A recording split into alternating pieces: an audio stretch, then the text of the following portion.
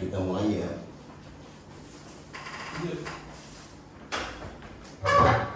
Bismillahirrahmanirrahim. Assalamualaikum warahmatullahi wabarakatuh. Ya, syukur alhamdulillah ya. Hari ini kita bertemu pada sesi materi kita mungkin di pertemuan kedua setelah minggu yang lalu. Sebelum kita mulai, mungkin teman-teman nih para mahasiswa, kita baca Ummul Quran dulu supaya kita lebih berkah ilmu kita nantinya. Al-Fatihah.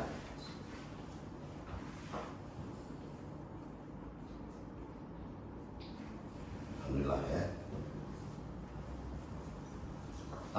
Hari ini mungkin kita akan berbicara nanti tentang bionomik nyamuk Anopheles dan Aedes aegypti. Nah, ini salah satu proses pembelajaran kita yang materi kita tentang penyakit entomologi penyakit tropis dan kesehatan lingkungan. Jadi untuk itu ada hal-hal yang kita pelajari ya. Nantinya mungkin teman-teman sekalian perlu di program Magister Kedokteran Tropis ini mengetahui tentang ini, karena kita berbicara mengenai masalah penyakit-penyakit yang ditularkan oleh vektor. Nah, untuk itu kita wajib memahami semuanya. Mungkin di antara teman-teman sekalian, minggu yang lalu kita sudah pernah menjelaskan bagaimana gambaran umum daripada penyakit materi entomologi ya, entomologi, penyakit tropis dan kesehatan lingkungan. Nah, untuk season minggu ini kita akan coba membahas tentang bionomik nyamuk Anopheles dan Aedes aegypti. Nah, sebelum itu tapi saya coba memberikan ilustrasi bahwa ini ada ilustrasi tentang bagaimana kontrak belajar kita ya. Saya mengingatkan aja bahwa ini ada kontrak belajar kita yang perlu difahami, di mana kita melihat bahwa entomologi penyakit tropis dan kesehatan lingkungan ini merupakan salah satu yang perlu didalami oleh para mahasiswa dari segi manfaat mata kuliah dan semuanya ya. Ini saya sudah membagikan ya kepada teman-teman sekalian, sudah ada dan untuk dipedomani. Secara deskripsinya sudah jelas di sini dalam hal-hal yang berkaitan dengan penyakit tular vektor, baik dari segi penggunaan pestisida. Di sini ada bionomik vektornya, ada kita bicara masalah bioekologi dan berbagai macam penyakit tular vektor yang bisa memberikan mudarat bagi masyarakat.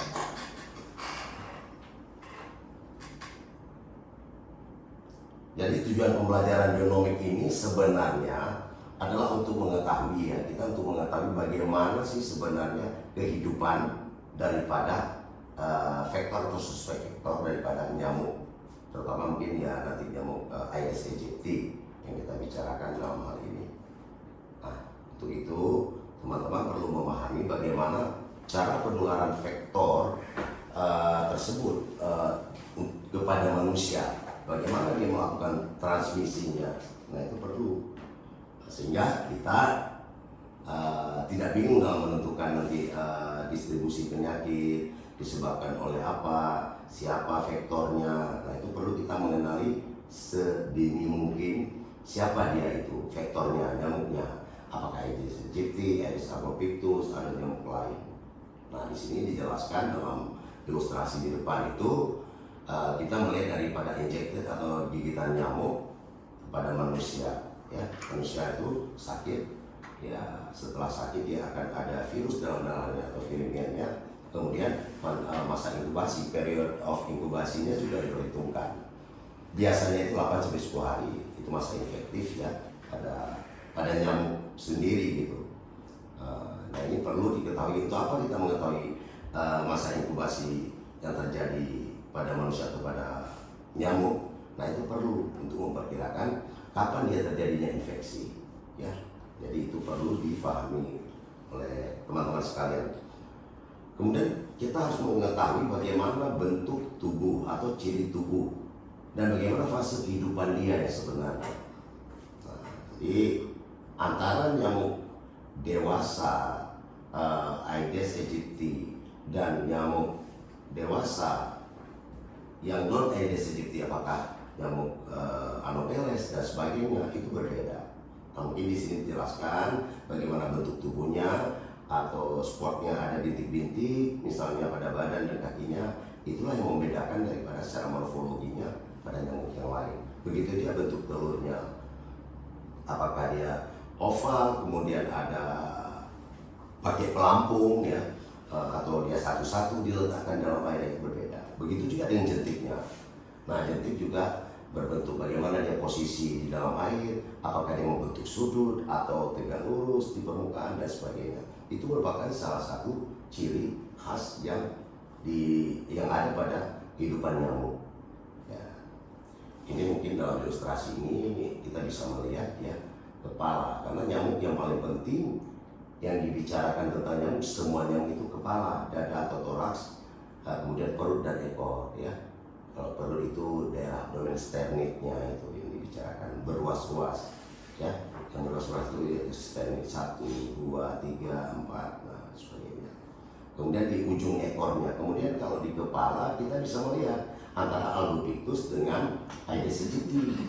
Nah itu kalau Aedes aegypti misalnya dia apakah dia ada garis di tengah, ada line-nya, atau kalau Albopictus dia ada seperti bulan yang terbalik dan sebagainya, itu merupakan ciri khas. Nanti itu kita akan detailkan pada materi selanjutnya ya. Kemudian kita juga melihat Aedes aegypti betina itu sebenarnya dia kenapa yang betina yang bisa memiliki darah, kenapa yang lain enggak? Artinya ini perlu pertanyaan bagi kita sehingga kita bisa menjawab.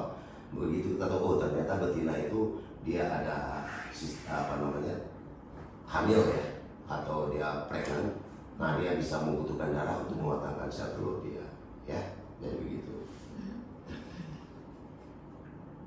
Nah kalau siklus hidup nyamuk pada prinsipnya secara umum sama, cuman beda pada habitatnya aja, tempat dia bertelur itu beda. Kalau kita lihat nyamuk dewasa itu, kalau nyamuk Aedes aegypti itu lebih cenderung pada air yang bersih ya.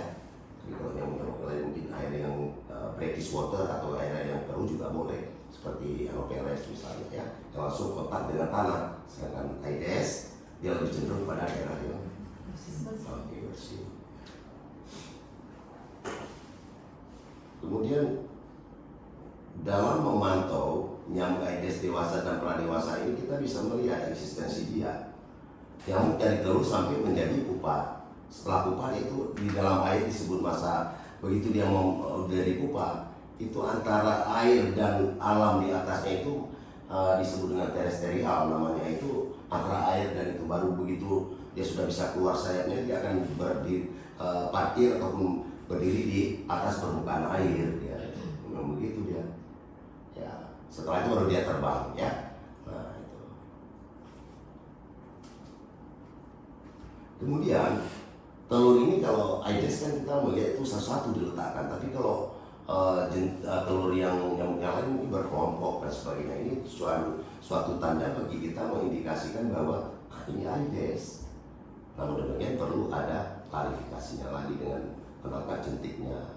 Nah larvanya bagaimana? Ini posisi membentuk sudut ya. Kalau Anopheles mungkin dia datar di permukaan air, nah itu ciri khasnya ya. Nah, kalau kita mau membedakan secara umum. Nah, ini perjalanan hidupnya pupa ini 1-2 hari dia menjadi, sehingga menjadi nanti nyamuk dewasa ya. Nah, kemudian kita juga di program kedokteran tropis ini ada seorang sarjana kedokteran tropis, maka itu magister. Anda harus tahu tempat perindukan yang potensial yang selalu ada di depan itu, di depan mata kita. Mungkin kita nggak ngeh ya, di dalam rumah kita ada vas bunga yang mengandung air, ternyata di situ tempat breedingnya. Nah ini salah satu yang perlu kita waspadai.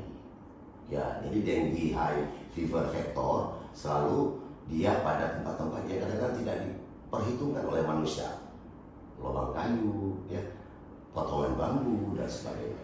Nah, itu jadi satu indikasi bahwa lingkungan itu mencerminkan daripada atau memberikan peluang terhadap perkembangan populasi vektor. Kalau pemberantasannya ya ada secara biologis yang menggunakan ya, ikan pemakan jentik ya. Kalau ada pas bunga di rumah ya masukkan aja ikan apa namanya, ikan laga ya ke dalam itu, biar dia makan. Terus kalau di bak itu pakai aja abit ya, bubuk abit. Kalau ada ban bekas itu dihilangkan, ditanam atau dihilangkan dari permukaan tanah ya.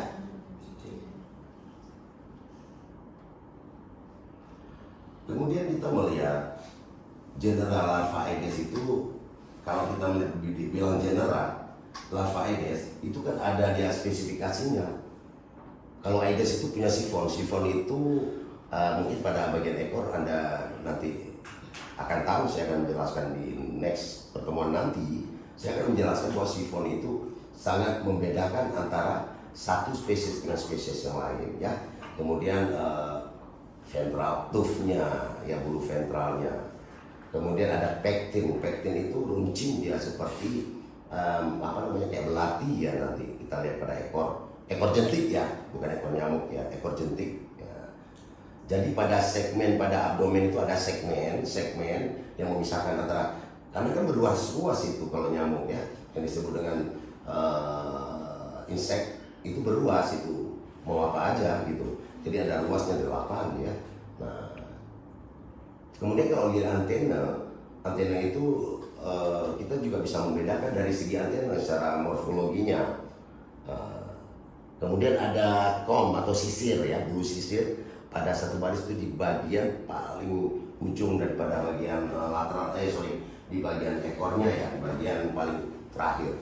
Itu nanti bisa kita bedakan antara Aedes aegypti dengan Aedes albopictus. Nah ini contohnya, ini Aedes, ini Anopheles, ini Pulek.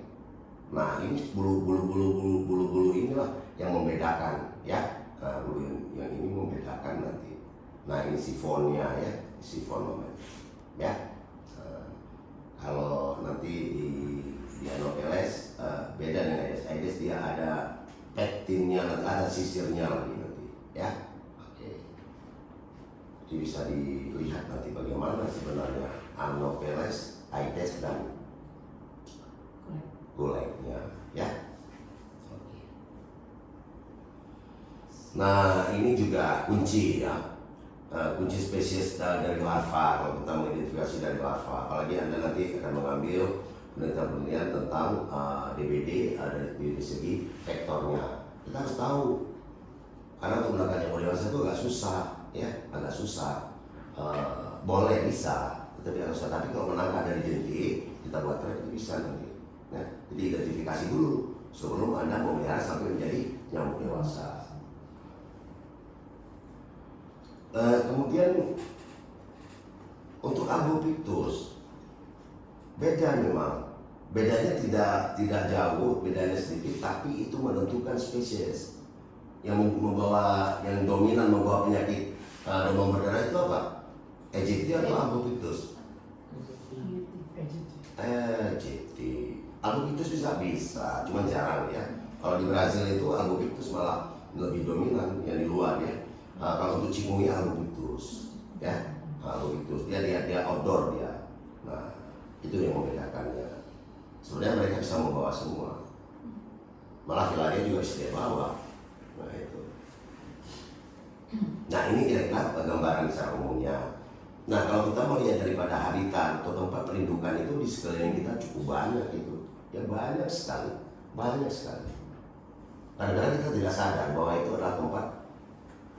Nah, cuma kita tahu tempat spesifik. Kalau malaria mainnya di tanah pasti, air yang kontak langsung dengan tanah. Tapi kalau di DBD atau albopictus dan Aedes aegypti dia tidak mau di tanah. Itu masalahnya. Ya tempat yang dikatakan tidi mosquito yang paling runcing, yang paling bersih ya, steady ya. Nah mau daerah kotor. Tapi kalau nyamuk lain mungkin mau ya, kebanyakan mau, apalagi Pulek ya, di mana dia juga bisa. Tapi kalau DBD itu apa, Aedes album atau Aedes aegypti nggak mau dia. Nah itu persoalannya. Sehingga kita kadang-kadang lupa bahwa itu permasalahan yang ada di dalam kamar kita sendiri. Ya, oke. Nah di sini kita setelah mempelajari vektor ini, pembawa ini, kita kan ada namanya disebut dengan kontrol atau pengendalian vektor. Kita tidak diwajibkan untuk menyalakan nyamuk di muka bumi. Itu bukan tugas kita. Jadi untuk mengendalikan populasi seminim mungkin itu yang perlu. Nah, sehingga populasi itu tidak over.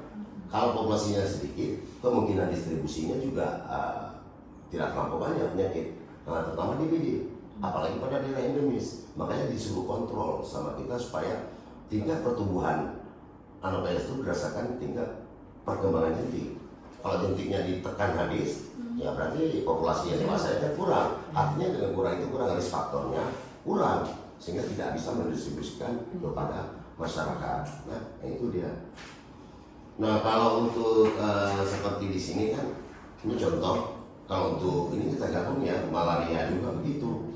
Dia dikontrol, baik penyemprotan rumah, dinding rumah. Kalau biasanya kita kalau demam berdarah cikungunya itu menggunakan, sering kita lakukan fogging ya, fogging menggunakan bahan kimia dengan kita pengasapan. Nah, itu salah satu untuk membunuh nyamuk dewasa. Tapi efektivitasnya juga tidak terlalu besar.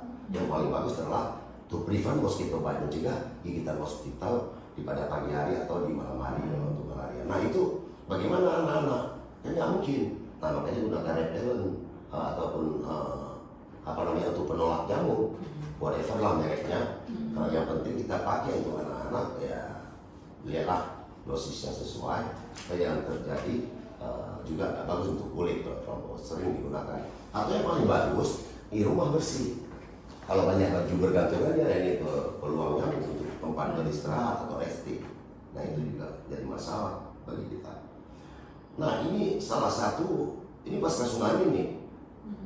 Kita lihat dari mapping ini cukup ada shelter, ada bara pada saat itu. Nah, ini peluang terbesar terjadinya transmisi penyakit DBD.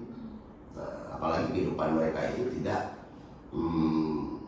terkontrol lah masalah kebersihan dan sebagainya. Nah, ini makanya perlu dilakukan tindakan yang lebih bagus. Nah, itu dilihat di mana peta ini menjelaskan daerah-daerah yang terjadinya berkumpulnya orang banyak, di situ banyak terjadi kasus overcrowded namanya, terlampau padat, sehingga risikonya besar akibat ya buang sampah sembarangan yang bisa menampung air hujan dan sebagainya dalam seperti botol aqua dan sebagainya itu, atau ya bekas-bekas makan lah yang bisa menampung air. Nah, ini juga perlu diperhatikan. Nah, ini salah satu contoh yang paling risiko besar di Singkil nih. Kebetulan ini habis tsunami, pasca tsunami. Nah, malaria di sana juga kasus, DBD juga banyak. Nah, biasanya kalau yang langsung dengan tanah itu pasti Anopheles lebih cenderung ya, apalagi bercampur air laut dengan air hujan atau air tawar, terjadi saline water atau air mencampur garam atau istilahnya itu rasanya payau asin ya. Nah, ini bisa cepat berkembangnya Anopheles fungus misalnya. Ya. Jadi kira-kira secara umum kita sudah melihat bagaimana ilustrasi daripada gambaran tentang bionomik faktor demam berdarah ya. Jadi Anda ini nanti akan mempelajari bagaimana kunci spesiesnya. Kita akan belajar lagi ke depan bagaimana melihat secara nyata jentik Anopheles itu di bawah menggunakan mikroskop. Nanti kita menggunakan mikroskop kompon biasa, kita bisa melihat secara fisiknya bentuk Aedes aegypti begini, bentuk Aedes albopictus begini. Nah, sampel bahannya sudah ada, sudah kita siapkan. Mudah-mudahan ini nanti bisa menjadi satu hal sebagai bekal Anda seandainya Anda selesai kuliah ini. Anda bisa menjadi ilmu dan pengetahuan yang banyak sehingga Anda bisa melihat kondisi yang real di tempat kerja saudara nanti. Nah, itu yang perlu. Jadi kita tujuannya adalah untuk mengenal secara normal bagaimana bentuk daripada spesiesnya atau kunci daripada spesies larva Aedes aegypti itu yang sebenarnya itu bagaimana. Nah, sehingga kita tidak dikamuflase dengan bentuk. Ya, kita nggak tahu bentuk, kita yakin semua kita bilang Aedes. Nah, ini perlu coba Anda lihat Anda perhatikan baik-baik itu bagaimana perbedaannya, sangat berbeda. Kalau kita lihat detailnya ya sangat berbeda. Ya. Jadi kesimpulan hari ini kita sudah membahas tentang bagaimana ciri generalnya, sudah membahas bagaimana bentuk bentuk real daripada tubuh kulek, tubuh Anopheles, tubuhnya tubuh jentiknya si Aedes aegypti dan Albopictus. Dan ini merupakan salah satu yang perlu kita pahami secara detail bagi kita yang berkonsentrasi di bidang ilmu kedokteran tropis, yang nyatanya kita akan menghadapi penyakit tropis, terutama yang tular vektor. Nah, di sekeliling kita. Itu saya mengharapkan Anda juga nanti membaca kembali jurnal-jurnal, materi-materi siapapun yang sudah menyajikan tentang vektor. Nah, jadi vektor ini sebenarnya yang lainnya itu suspek. Kita belum pernah melakukan uji terhadap salah satu jenis itu, nggak boleh kita mengatakan vektor. Jadi suspeknya ya baru kita curigai. Ya, baik. Sampai di sini ada yang mau didiskusikan, silakan kita diskusikan sebentar. Setelah itu kita coba memberikan penjelasan lagi. Silakan. Mungkin tadi ada siapa? Ini Pak, berarti kita untuk identifikasinya, untuk membedakan spesiesnya itu hanya dari sifon aja atau gimana Pak? Ya, bagus pertanyaannya. Mungkin kalau untuk spesies 2 ini kita ya menentukannya perbedaan spesies antara Aedes aegypti dengan Albopictus. Ya bedanya di komnya ataupun di pektinnya ya, yang ada yang runcing, ada yang dia gudul. Nah itu nanti kita lihat jumlahnya. Ada yang berapa jumlahnya? Ada yang 5 atau ada yang 3. Nah itu yang membedakan nanti. Makanya kita melihat di sini nanti. Nah, di sini kita bisa melihat, misalnya di bulu pektin, di pektinnya ya, mana tadi, ya di pektinnya kita bisa melihat gambaran itu, sehingga itu nggak terjadi kesalahan bagi kita dalam menilai itu ya. Nah ini coba dilihat, ini kan ada Aedes ya, itu di situ ada seperti sisir, saya nggak bisa closekan lagi, itu ada seperti sisir yang dia seperti jari 5 gitu ya. Nanti itu di ujung itu yang runcing itu, kalau yang untuk Aedes aegypti itu sangat berbeda dengan Aedes albopictus. Mungkin Farhan sudah pernah saya tunjukkan hari itu ya, tentang bagaimana perbedaan yang signifikan. Nah kalau kita lihat lagi dengan spesies yang berbeda, maka sejauh lagi kita lihat di kulek dia punya apa itu spiracle-nya ya, yang ini spiracle ya. Nah, untuk apa ini corong udara ya? Corong udara ya, corong udara. Jadi dia makanya kalau kulek dia juga membentuk sudut di air. Tapi kalau Anopheles dia flat di atas permukaan air. Beda-beda dia. Nah itu apakah dia nggak bernapas? Ya bernapas lah.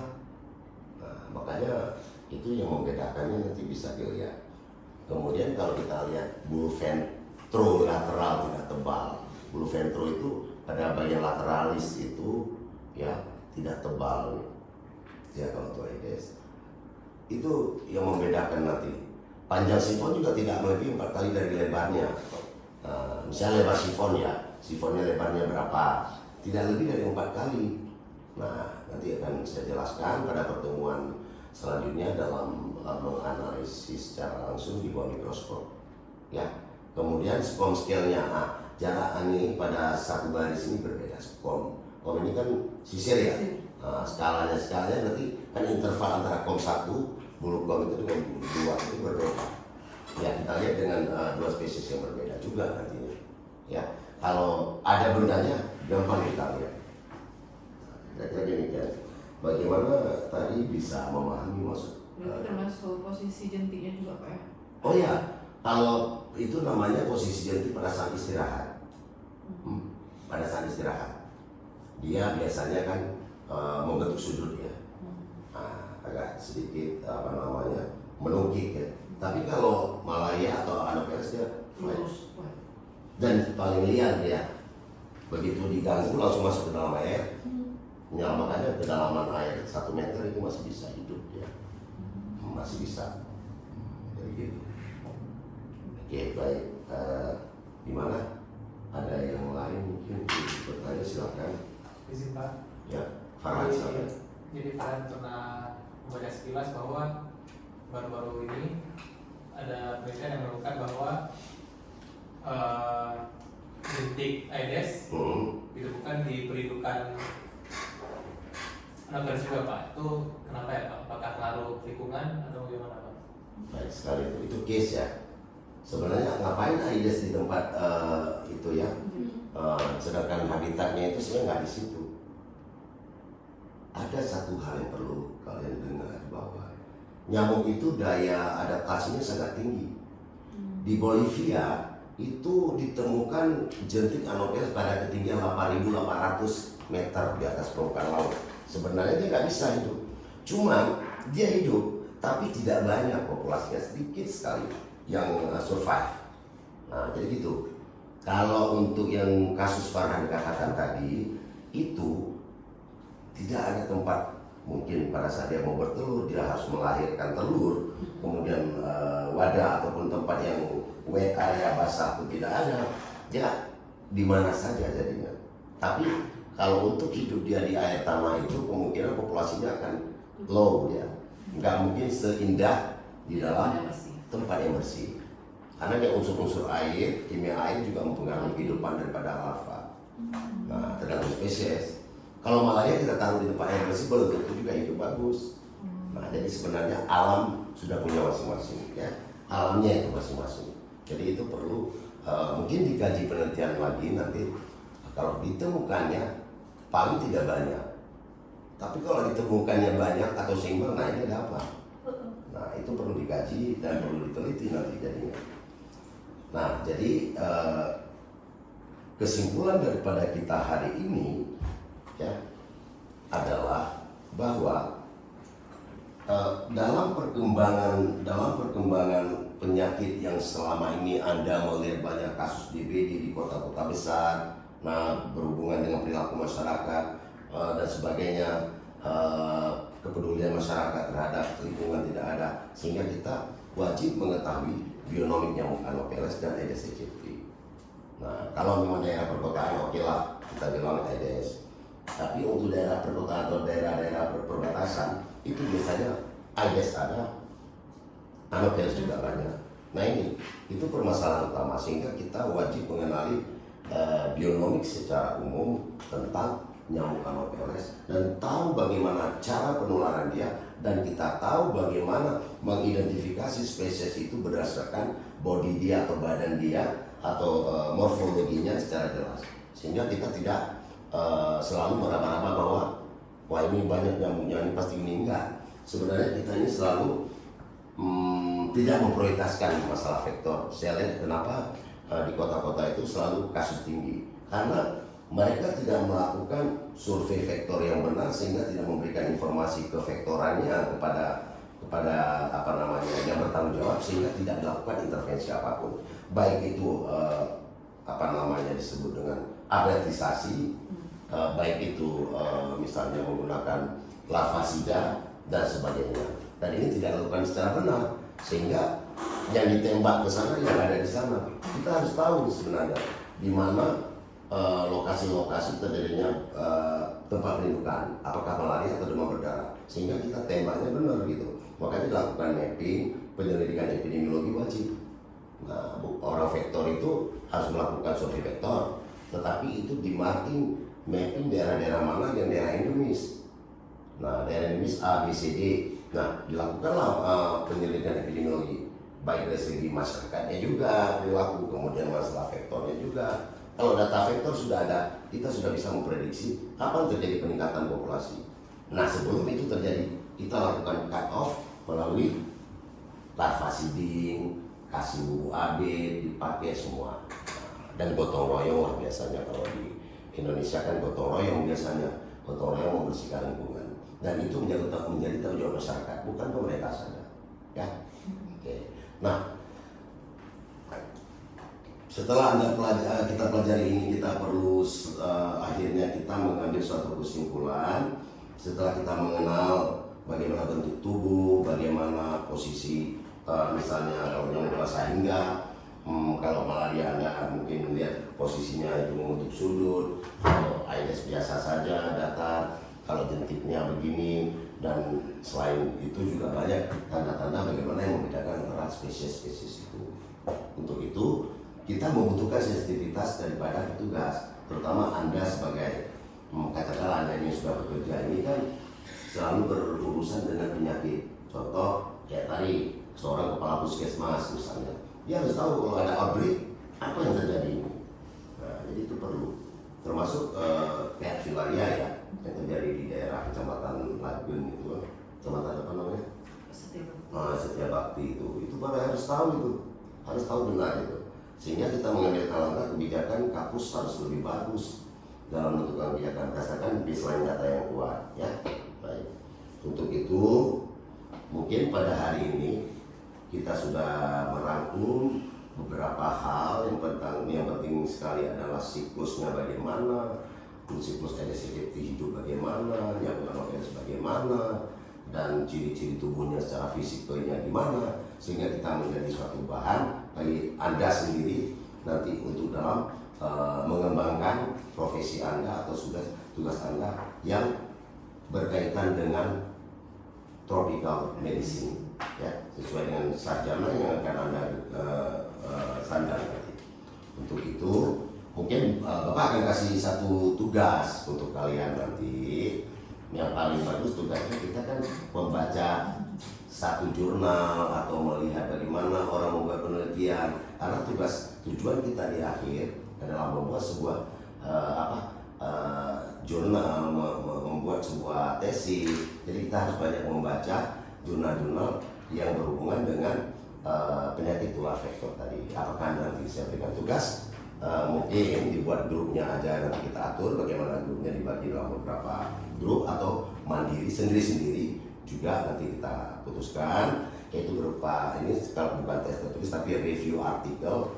Yang ingin Bapak berikan adalah review artikel tentang penyakit demam berdarah vektor sebaran ya, distribusi vektor DBD atau malaria. Anda boleh pilih saja itu malaria, DBD atau chikungunya. Sehingga tugas ini akan dibuat dalam dua versi, yang satu dalam bentuk naratif sesuai dengan bentuk daripada artikel, yang satu lagi dibuat dalam bentuk slide untuk kita presentasikan, untuk kita diskusi bersama untuk minggu depan. Baik, untuk itu saya berharap nanti bisa dikumpulkan secepat mungkin ya, sehingga kita bisa mempresentasikan di depan nanti. Terima kasih untuk hari ini. Semoga sehat selalu. Saya akhiri wabillahi taufiq wal hidayah. Assalamualaikum warahmatullahi wabarakatuh. Waalaikumsalam warahmatullahi wabarakatuh. Ketika ada yang nggak apa-apa terima. Ini nggak ada semangat lagi nih kita nih karena menjelang siang.